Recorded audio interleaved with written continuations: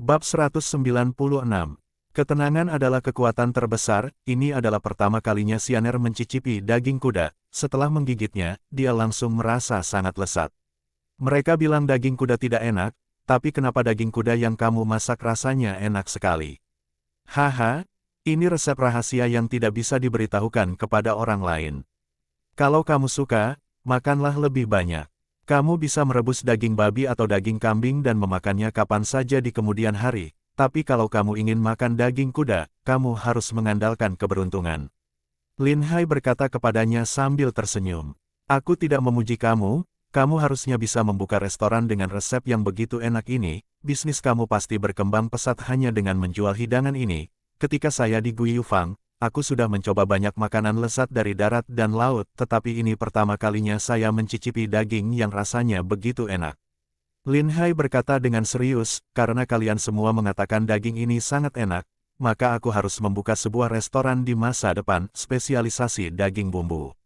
Apa itu daging bumbu? Belum ada konsep daging bumbu di Daxia.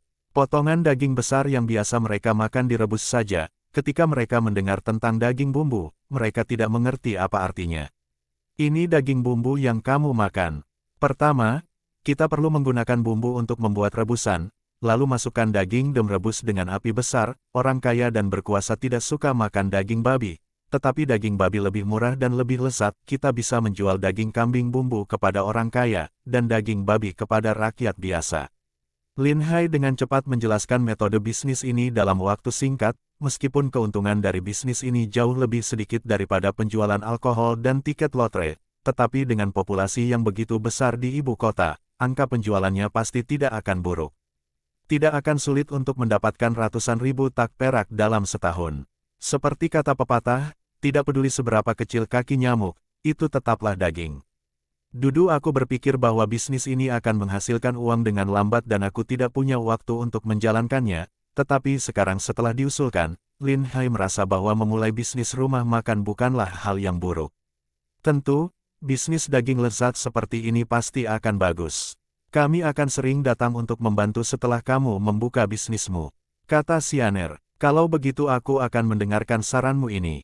Saat aku punya waktu, aku akan memulai bisnis ini secepat mungkin. Lin Hai langsung setuju. Setelah menghabiskan makanan mereka, Lin Hai mengantar mereka ke pintu. Lin Ruoxue tidak langsung naik kereta. Ada sesuatu yang ingin aku tanyakan kepadamu secara pribadi. Apakah ada yang tidak bisa kamu katakan di sini? Ikut aku. Lin Ruoxue mengambil inisiatif untuk menarik Lin Hai ke samping. Sepasang mata besarnya menatap Lin Hai dengan serius. Apakah ada kejadian besar terjadi semalam? Tidak mungkin kuda yang begitu baik bisa patah kakinya dengan mendadak. Jalan di ibu kota begitu mulus. Bagaimana mungkin hal seperti itu bisa terjadi? Tentu saja, aku tidak bisa menyembunyikan hal ini darimu. Aku akan mengatakan yang sebenarnya. Ada sekelompok orang yang menyerangku semalam. Kuda yang menarik keretaku juga tidak beruntung. Ia tertembak mati oleh mak panah mereka. Lin Ruoxue menjadi panik ketika mendengar jawaban Lin Hai. Apakah mereka masih berada di ibu kota? Seharusnya mereka adalah orang yang dikirim oleh para pejabat yang tidak menyukaiku. Bahkan tanpa menyelidiki, aku sudah bisa menebaknya.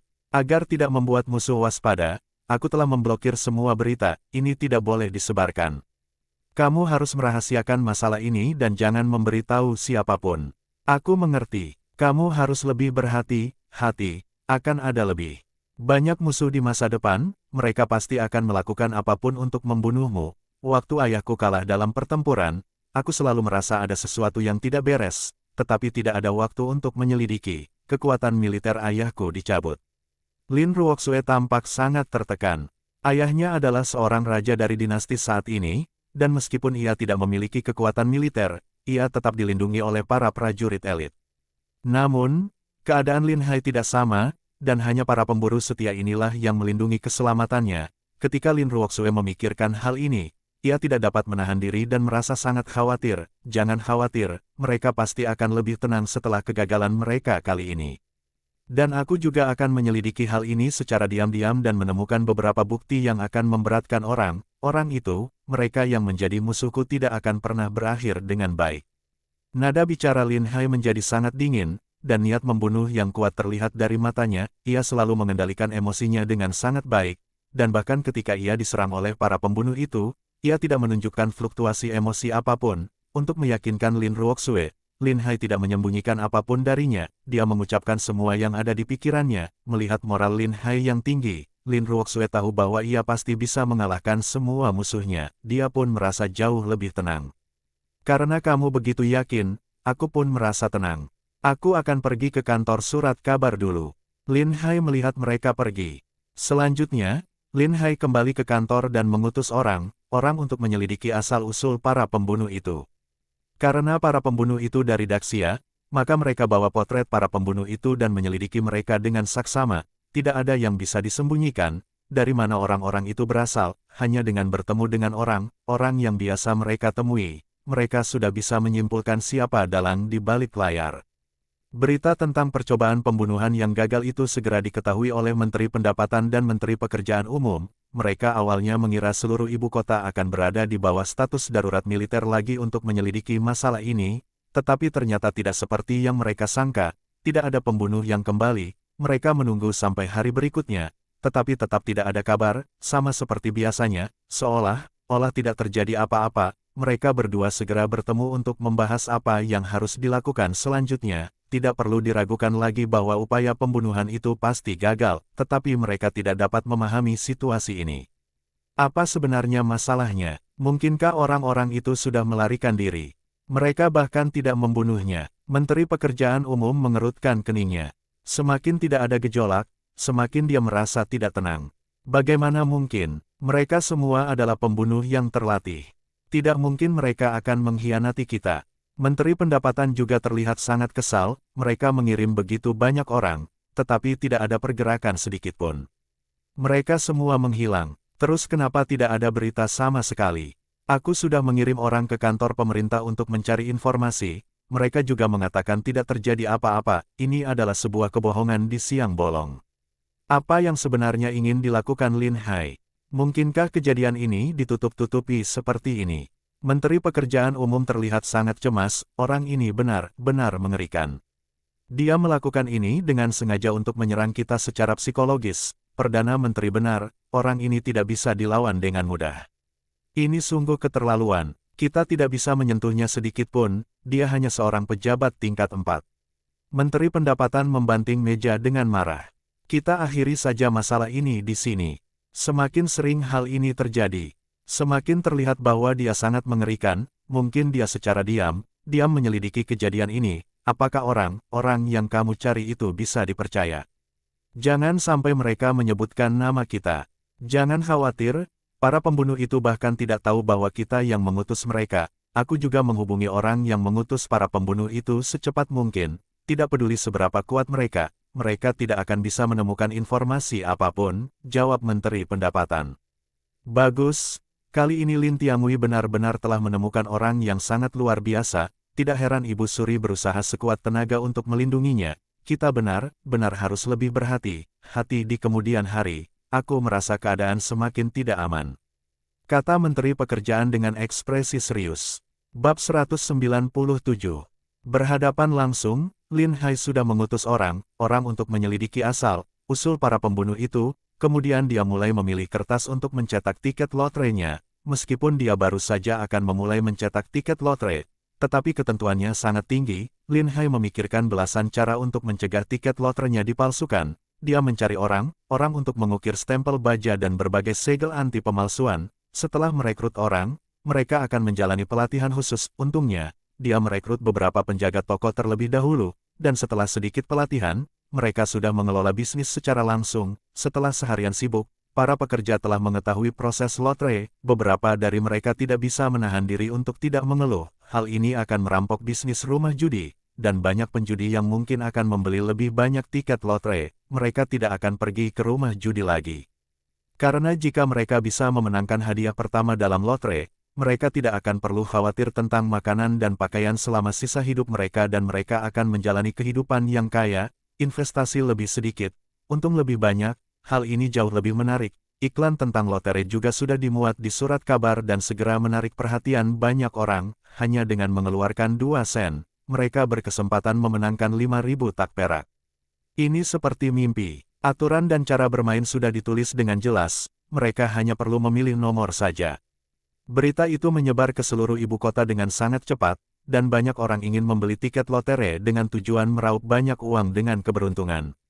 Lin Hai juga turun ke jalan untuk mendengarkan diskusi orang-orang dan memastikan bahwa iklan itu cukup efektif. Setelah itu dia pulang dengan sangat puas. Pengrajin ukiran dengan cepat mengukir segel dengan nomor yang dicetak. Ketika seseorang membeli tiket lotre, mereka akan menyortirnya sesuai nomor mereka dan mencetaknya langsung pada tiket lotre. Ketika seseorang membawa kupon lotre untuk mengklaim hadiah, mereka dapat membandingkan tulisan tangan terlebih dahulu, lalu membandingkan stempel pada kupon lotre itu. Dan setiap kupon lotre juga memiliki stempel khusus, bahkan ukuran kupon lotre pada periode yang berbeda akan sedikit berbeda, dan segala upaya dilakukan untuk mencegah pemalsuan, mencegah orang untuk berbuat curang.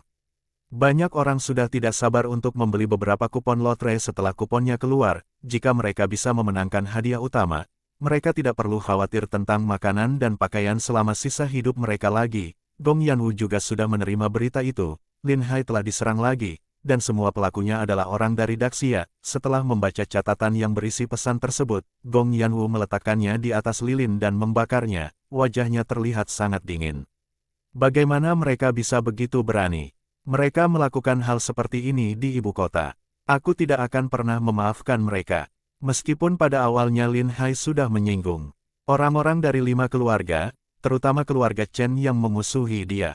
Tetapi sekarang, Lin Hai sudah memberi keuntungan besar kepada keluarga Chen, yang memungkinkan keluarga Chen dengan mudah mendapatkan keuntungan ratusan ribu tak perak.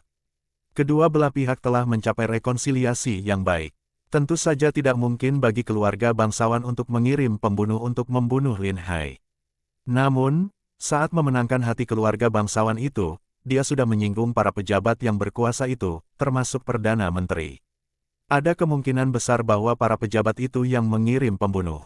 Akan baik-baik saja jika para pejabat yang berkuasa itu mengendalikan pemerintah secara normal, tetapi mereka berani secara terang-terangan mengirim pembunuh untuk membunuh pejabat pengadilan. Hal ini telah menembus titik kesabaran Gong Yanwu. Gong Yanwu menulis sebuah catatan yang memberi perintah, memasukkannya ke dalam kotak kecil, dan kemudian menarik tali di sebelahnya. Kotak tersebut akan menyampaikan perintah kepada pengawal bayangan. Gong Yanwu telah memutuskan untuk mencari tahu dalang di balik ini, atau setidaknya mendapatkan bukti dari para pejabat itu. Tunggu sampai waktu yang tepat, dia akan menyingkirkan mereka semua. Gong Yanwu tidak bisa menoleransi siapapun yang menyerang Lin Hai. Ketika sidang istana dimulai, Lin Hai baru saja tiba di aula. Perdana Menteri, Menteri Pekerjaan Umum, dan Menteri Pendapatan terus-menerus menatap Lin Hai secara diam-diam. Mereka ingin melihat apakah dia terluka. Namun, ketiga orang itu sangat kecewa.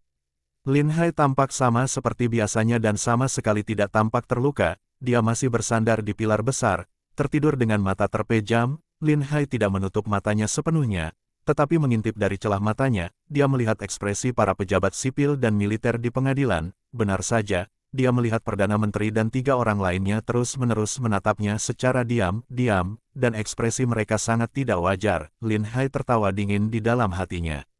Tebakannya benar sekali. Para pembunuh itu memang ada hubungannya dengan ketiga orang ini. Setelah Ibu Suri tiba, sidang istana pagi pun dimulai. Para menteri yang terhormat, aku punya sesuatu untuk dilaporkan.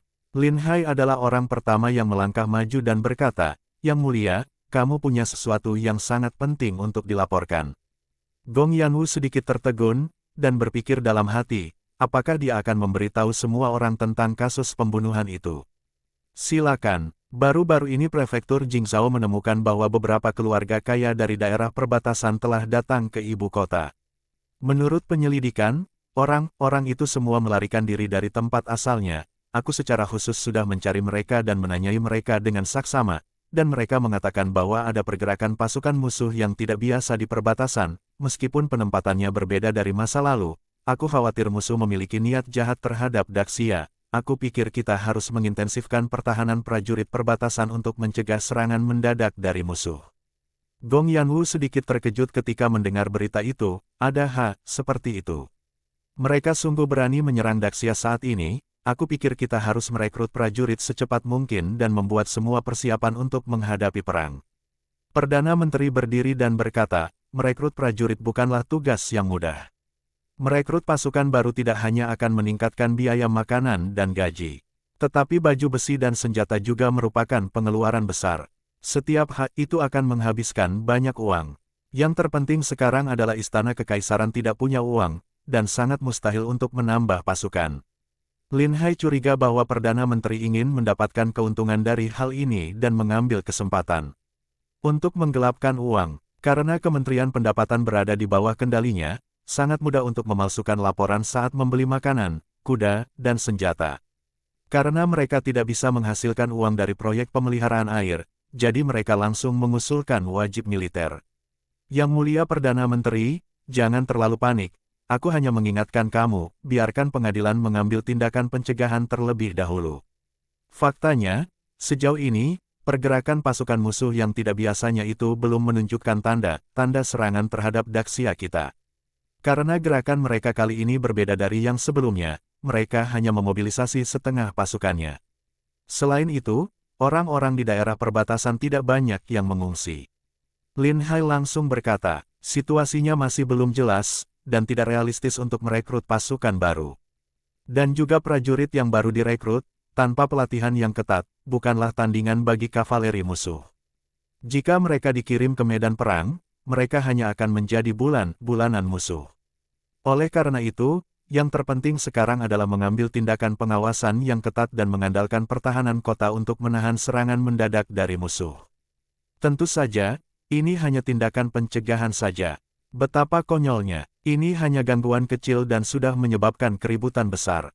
Jika masalah ini terbongkar, bukankah negara musuh akan menertawakan kita karena begitu takut pada mereka? Perdana Menteri langsung sangat marah. Pada titik ini, dia tidak akan melewatkan kesempatan apapun untuk melepaskan Lin Hai. Bab 198, jangan bikin malu jika tidak paham. Tentu saja Lin Hai tidak akan takut dengan kata-katanya. Dia pura kebingungan dan berkata, aku tidak mengerti apa yang dikatakan Perdana Menteri, karena aku mendapat berita bahwa negara musuh sedang mengerahkan pasukan, maka aku harus melaporkannya ke istana, adapun cara menghadapinya, itu adalah urusan istana kekaisaran dan Kementerian Perang, apakah ini juga salah? Apa yang dikatakan Tuan Lin sangat salah. Pasukan kita harus bisa menanggapi setiap gerakan pasukan musuh dan harus bersiap untuk menanggapinya. Persiapan untuk makanan dan pakan ternak serta perekrutan pasukan baru harus dilakukan secepatnya. Terlebih lagi, sekarang Sang Raja sedang memimpin pasukannya untuk berperang melawan bangsa Turk. Jika negara musuh lainnya ini memanfaatkan situasi ini untuk menyerang, bukankah Daxia akan berada dalam bahaya besar?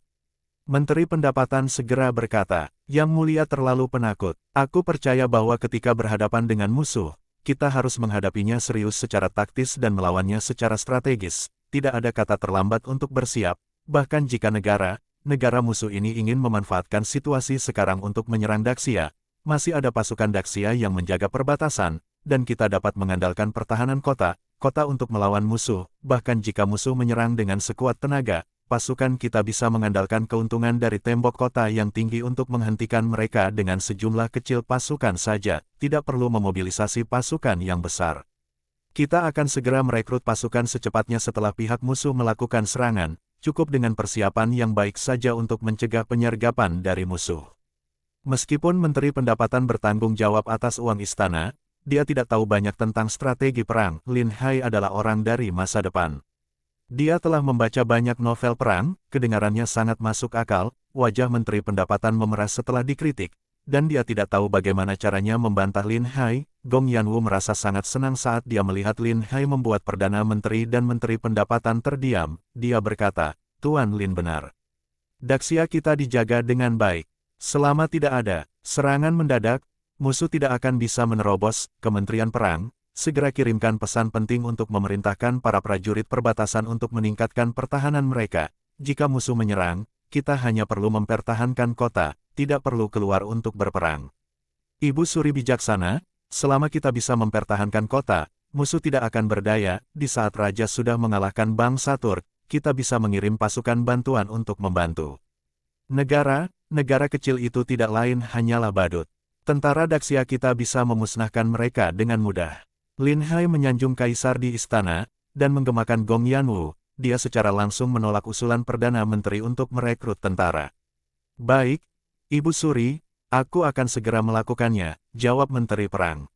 Sekarang, Kementerian Perang adalah satu-satunya menteri di Istana Kekaisaran yang tidak dikendalikan oleh pejabat yang berkuasa. Karena pengaruh Lin Tianhui di ketentaraan begitu besar, ia telah menjadi panglima tertinggi tentara sejak zaman mendiang kaisar. Ia dapat dikatakan sebagai malaikat pelindung Daxia. Meskipun pasukan kavaleri musuh tidak hancur, berkat dialah Daxia bisa menahan serangan musuh beberapa kali. Kementerian Perang adalah entitas netral di Istana Kekaisaran dan tidak bersekongkol dengan pejabat lain.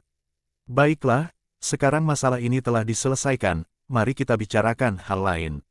Chen Deyong berdiri dan berkata, Yang Mulia, semua persiapan mengenai pembangunan kanal telah selesai. Diperkirakan hanya butuh waktu setengah tahun untuk memperbaiki semua kanal. Derajat baiklah, Tuan Chen memang hebat. Aku sangat yakin menyerahkan masalah ini kepada kamu. Terima kasih, Ibu Suri. Setelah Chen Deyong menyelesaikan laporannya, dia kembali ke posisinya semula. Ketika Perdana Menteri mendengar berita itu, dia sangat marah dan hatinya seakan berdarah. Dia bisa saja mengambil kesempatan ini untuk menghasilkan banyak uang, tetapi tiba-tiba Chen Deyong turun tangan. Pekerjaan yang begitu bagus dan menguntungkan langsung direnggut olehnya. Tetapi dia tidak bisa menyalahkan Chen Deyong, bagaimanapun juga, Lin Hai lah yang mengusulkannya. Selain itu, kekuatan keluarga bangsawan begitu kuat, bahkan Perdana Menteri pun takut padanya dan tidak berani mencari masalah dengan mereka. Setelah sidang istana berakhir, Lin Hai dihentikan oleh seorang Kasim lagi, dan membawa dia untuk menemui Gong Yanwu. Ketika mereka tiba di kamar Gong Yanwu, dia meminta semua orang untuk pergi. Apa yang kamu inginkan dariku? Tanpa orang luar, Lin Hai duduk tepat di sebelah Gong Yanwu. Gong Yanwu memutar matanya ke arahnya dan berkata, tidak ada yang ingin kamu katakan padaku. Lin Hai tampak kebingungan, tidak ada. Aku sudah mengatakan semua yang seharusnya kukatakan di pengadilan pagi. Oh, ada satu hal yang lupa kukatakan padamu. Aku berencana untuk menjalankan sebuah bisnis yang disebut lotere. Bisnis ini memiliki keuntungan yang sangat tinggi. Tidak akan susah untuk menghasilkan lebih dari 1 juta tak perak setahun. Aku berencana untuk memberikan kamu 80% dari keuntungan, dan surat kabar kami hanya akan mengambil 20%. Pandangan aneh melintas di mata Gong Yanwu. Dia telah membaca surat kabar dan memiliki sedikit pemahaman tentang lotere ini, tetapi dia tidak pernah menyangka bahwa bisnis itu akan sangat menguntungkan. Ternyata Lin Hai selalu memikirkan dirinya dan bahkan memberikan sebagian besar keuntungan untuk membantunya. Gong Yanwu merasa sangat beruntung bertemu dengan pria seperti Lin Hai. Mengapa kamu memberi aku begitu banyak uang? Gong Yanwu berkata dengan nada datar. Bukankah itu untuk mencegah musuh melakukan serangan mendadak? Aku tidak menyangka bahwa beberapa negara musuh akan memobilisasi pasukan mereka pada saat yang bersama. Sejujurnya, aku masih sedikit khawatir jika peperangan benar terjadi, kita tidak bisa melakukannya tanpa uang. Gong Yanwu sangat terharu karena Lin Hai telah memikirkan segalanya sebelumnya, namun, semakin ke sini, semakin marah Gong Yanwu terhadap kejadian percobaan pembunuhan itu. Dan apa lagi yang ingin kamu ceritakan padaku? Apakah ada hal lain lagi? Tidak ada yang lagi. Apakah kamu diserang oleh para pembunuh kemarin lusa? Apakah kamu masih berusaha menyembunyikan hal ini dariku? Ah, kamu sudah tahu semua tentang ini. Mereka hanya beberapa pencuri kecil, masalah kecil, aku bisa mengatasinya sendiri, aku telah memblokir semua berita, dan kamu bisa tahu semua ini, tampaknya orangmu benar-benar hebat. Lin Hai sedikit terkejut pada awalnya, lalu dia berkata sambil tersenyum. Gong Yanwu berbalik dan berkata, kamu bahkan tidak ingin memberitahuku hal sebesar ini menyangkut hidupmu, dan disebut hal sepele. Jangan khawatir, ada seseorang yang melindungiku. Sebenarnya, aku telah siap secara mental untuk situasi seperti ini, karena aku membantumu melawan para pejabat korup itu.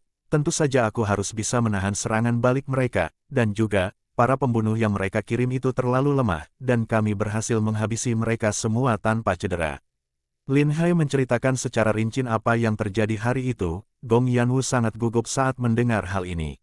Dia tidak menyangka situasinya akan menjadi begitu kritis, jika kereta Lin Hai tidak kokoh, jika dia tidak tetap tenang saat itu, jika dia mencoba melarikan diri saat mereka diserang, dia mungkin sudah jatuh ke dalam perangkap si pembunuh, tidak akan bisa melarikan diri di bawah rentetan anak panah.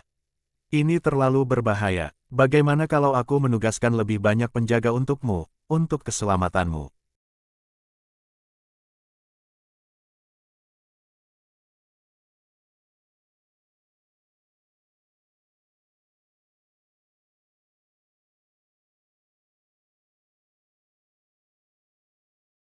Bersambung,